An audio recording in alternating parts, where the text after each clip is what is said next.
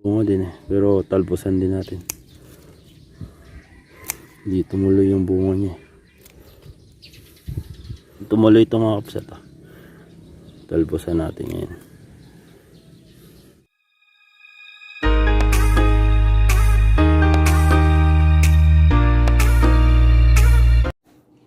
Kain tayo mga kapsat. Ayan, kain tayo.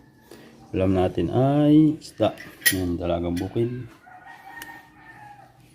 Ito tayong kanin mga kapsat. Ayan, ulam natin dalagang bukid.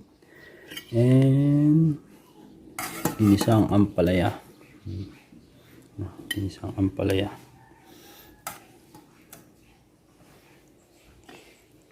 Isda. Kain tayo. Ayan.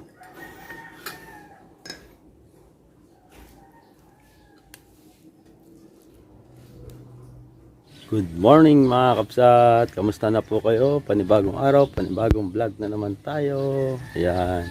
Maulan na araw ngayong araw na to. Ayan. Balik hapon. Hindi tayo nakapagpakain ng isda kasi umulan ng hapon.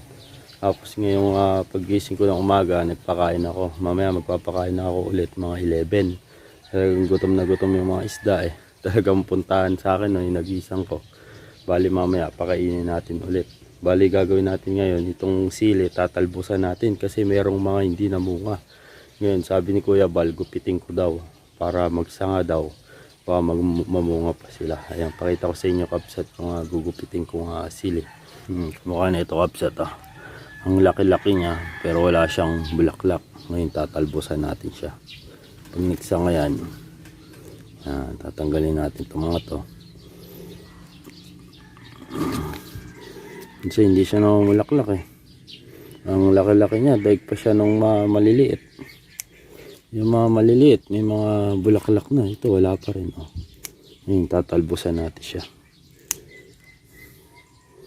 Hindi tumutuloy eh. Paglaki niya yan. Di ba? Hindi siya tumutuloy. Kaya talbusan natin. Hindi kamukha na itong iba.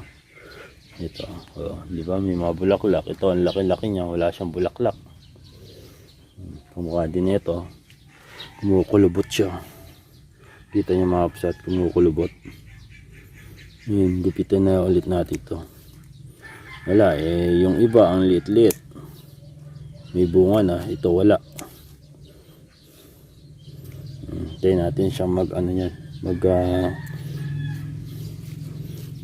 magsanga. Pag nagsanga na yan, mamumulaklak na yan. Ito din ito ang daming bulaklak pero hindi nagtutuloy. Kailangan kasi labasan na lahat yung mga yan. Hindi sila tumutuloy. Kaya anin na lang natin. Ito din hindi ka mga na iba di ba? May mga bulaklak na. Ito malaki lang siya pero wala. Kumbaga tumaas lang siya ng tumaas. Hindi naman siya namumunga. Kaya gupitin na lang natin. Talbusan na lang natin sila. Ito din ito naman hindi din tumutuloy. Talbusan na din natin siya. Wala, kailangan ng talbusan talaga para tumuloy yung bunga. Alin pa dito ito, tingnan nyo tomato, may mga bunga na sila, wala pa. Hanap pa tayo dito. Nakita pa ako sa gawi dito na hindi tumutuloy yung bunga. Ito, gawi dito. Ito diba, laki-laki niya. Ay, may bunga na din to. Hindi lang talaga ng bulaklak. Ito ba? Ito meron din bulaklak to. Yun lang yata. Gawi talaga din. Ito. Ito din Pero meron na din siya Ayun meron na din. Yun lang yata. Gawi dun. Yung iba, daming bulaklak. Yung bunga na ito mga kapsat, oh. Kita niya. Yun, oh. Lalaki na ng bunga. Lalaki na ng bunga. Ito, kumukulubot din siya. Pero sayang, may bunga din eh. Pero talbusan din natin. Hindi tumuloy yung bunga niya.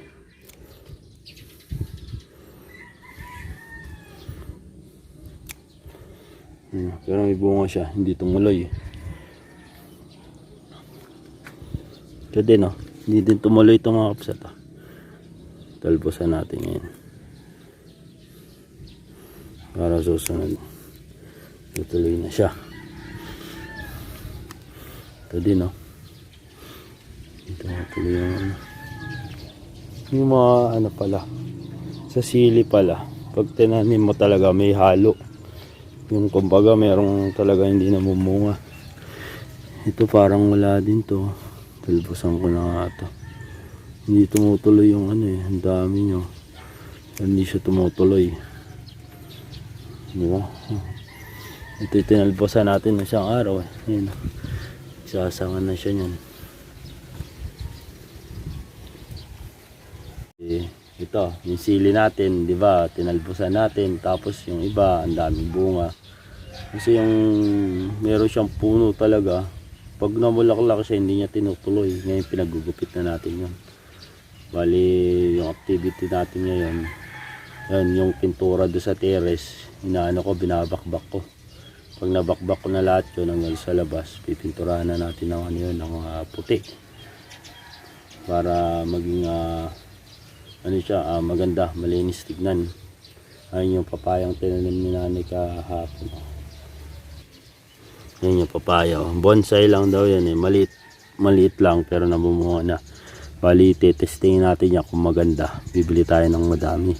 Kung talagang mamumunga siya ng madami kahit na maliit siya. Bibili tayo nun. Testingin lang natin yung mga ano, yung magagandang mga punla.